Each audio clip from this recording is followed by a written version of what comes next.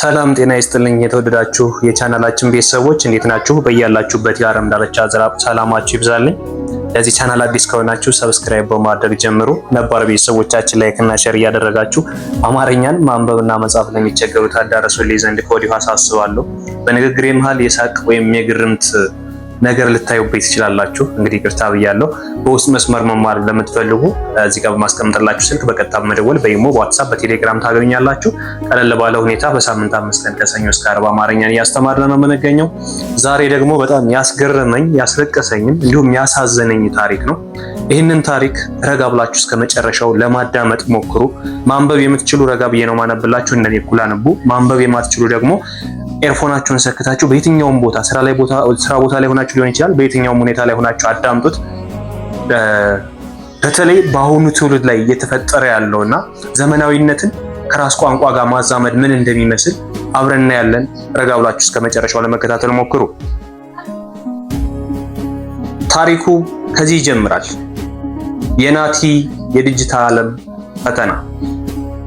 የናቲ የዲጂታል ዓለም ፈተና።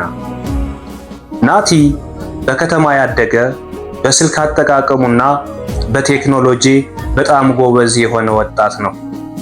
ነገር ግን በትምህርት ወቅት ለአማርኛ ቋንቋ ትኩረት ባለመስጠቱ የአማርኛ ፊደላትን ማንበብ በስርዓቱ መጻፍ ይከብደው ነበር።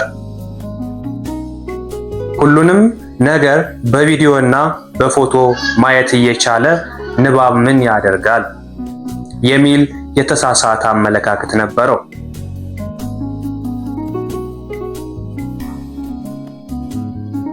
ወሳኙ የሥራ ቃለ መጠይቅ። አንድ ቀን ናቲ ለአንድ ትልቅ የውጭ ሀገር ኩባንያ በሹፌርነትና በአስተዳደር ረዳትነት ለማገልገል አመለከተ። ኩባንያው የሚፈልገው ሰው እንግሊዘኛ መናገር የሚችል፣ መኪና መንዳት የሚችል መሆን ነበረበት። ናቲ በእነዚህ ዘርፎች ጎበዝ ስለነበረ ለቃለ መጠይቅ ተጠራ።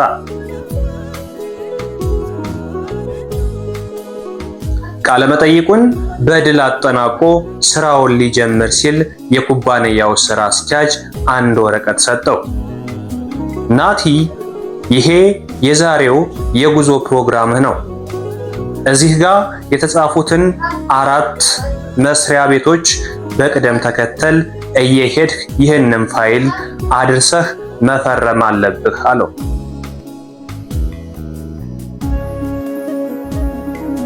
ውርደቱና እንቅፋቱ ያማል። ናቲ ወረቀቱን ሲያየው ደነገጠ። የመስሪያ ቤቶች ስም፣ አድራሻቸውና የሚፈልገው ጉዳይ በሙሉ የተጻፈው በአማርኛ ነበር። ናቲ ፊደላቱን እየቆጠረ ለማንበብ ቢሞክርም ጊዜ ወሰደበት። ለ እና ሀ ን ሰ እና ሸ ን ለመለየት ተቸገረ።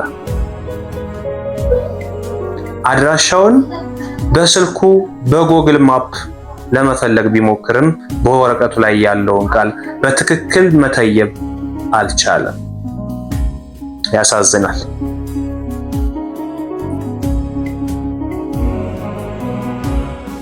በመጨረሻም መንገደኞችን እየጠየቀ ለመሄድ ቢሞክርም አንዱን መስሪያ ቤት ከንቲባ ጽሕፈት ቤት የሚለውን ክፍለ ከተማ ብሎ በስህተት በማንበቡ ወደ ሌላ ቦታ ሄደ። በጣም የሚገርም። እናንተስ ምን ደርሶባችሁ ይሆን? በዚያ ቀን መድረስ ያለበት ቦታ ላይ ሳይደርስ ቀረ። መደምደሚያ።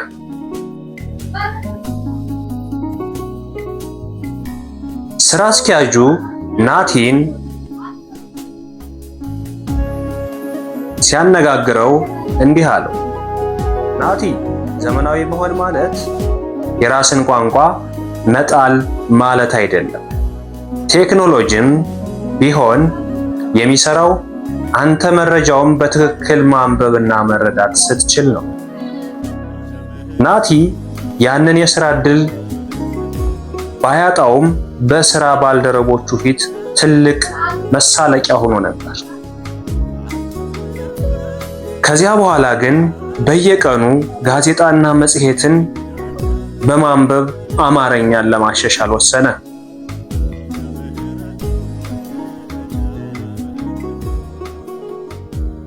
የታሪኩ የምንማረው ቁልፍ ትምህርት የቴክኖሎጂ ጥገኝነት። ስልክና ኢንተርኔት ቢኖረንም መሰረታዊውን የቋንቋ ንባብ ካለማወቅ፣ መሳሪያዎችን በአግባቡ መጠቀም አለመቻልም፣ ሙያ ብቃት። በማንኛውም የሥራ መስክ ሹፌር፣ መሐንዲስ፣ ነጋዴ ብንሆንም የሥራ መመሪያችን ለማንበብ ቋንቋ ወሳኝ። ማህበራዊ መግባባት።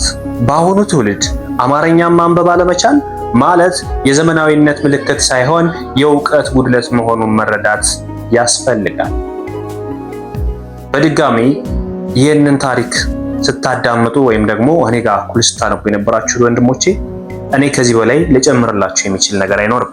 ምክንያቱም ባለማንበባችን በተለይ ደግሞ በዘመናዊ ነን ብለን እኛን የምናስብ ከስልካችን ጋር ተቆራይተን ብዙ ነገሮችን ማከናወን የምንችል ነገር ግን አማርኛ ፊደላትን አቀላጥፈን ማንበብ ባለመቻላችን የሚያደርስብን ተጽዕኖ ምን እንደሆነ በግልጽ አብራርቼላችኋል።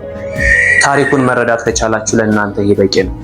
አማርኛን አለማንበብ፣ አለመጻፍ በእኛ ላይ የሚያሳድረው ተጽዕኖ ይህን ያክላል ተብሎ የሚገመት አይደለም። እህት ወንድሞቼ አማርኛን እንደ ቀላል ነገር አይታችሁ የምታልፉ ነገር ግን እስካሁን ፈተና ያልደረሰባችሁ ነገር ከነገ በኋላ ከስራ ገበታችሁ ተፈናቅላችሁ ሊሆን ይችላል። አሊያም ደግሞ የሆነ ቦታ ላይ ሄዳችሁ ስታዩት የዛኔ አማርኛ አለማንበብ፣ አለመጻፍ ምን ያህል ውድቀትና ውርደት እንደሆነ ይገባችኋል። ያ ከመድረሱ በፊት ባላችሁበት ሆናችሁ በኦንላይን ትምህርቱን መከታተል ይቻላል። በሳምንት 5 ቀን ከሰኞ እስከ ዓርብ እያስተማርን እንገኛለን። እናንተም ባላችሁበት ሆናችሁ በኦንላይን ትምህርቱን መከታተል የምትፈልጉ ካላችሁ እዚህ ጋር በማስቀምጥላችሁ ስልክ በቀጥታ በመደወል በኢሞ፣ በዋትስአፕ፣ በቴሌግራም ታገኛላችሁ። በአጭር ጊዜ ብቻ አማርኛን አቀላጥፎ ማንበብና መጻፍ ይቻላል። ሁላችንም ከታሪኩ እንደምንረዳው እንግሊዘኛ ቋንቋ መቻል በቂ አይደለም፣ ወይም ሌሎችም ቋንቋ መቻል በቂ አይደለም። ብዙዎቻችን እንደ ኢትዮጵያ ስታንዳርድ ደረጃ በአማርኛ ቋንቋ ነገሮች የሚጻፉልንና የምናነባቸው የምንረዳቸውም በአማርኛ ቋንቋ ስለሆነ አማርኛን ቋንቋ ማንበብና መጻፍ እንደ ግዴታ ሆኖ ሊቆጠር ይችላል። እንደ ዓለማችን ስንሄድ ደግሞ እንግሊዘኛን በደንብ አቀላጥፈን ማንበብና መጻፍ መረዳት ያስፈልገናል። በዚህ በእኛ ቻናል አማርኛ፣ እንግሊዘኛና ሌሎችንም ቋንቋዎች እያስተማርን እንገኛለን። እናንተም ትምህርቱን በአጭር ጊዜ አቀላጥፋችሁ ማንበብና መጻፍ የምትችሉበትን ከወዲሁ ልናሳስባችሁ እንወዳለን። አብራችሁ ስለነበራችሁ ከልብ አመሰግናለሁ። በሌላ ክላስ ከምንገናኝ መልካም ጊዜ ይሁንላችሁ።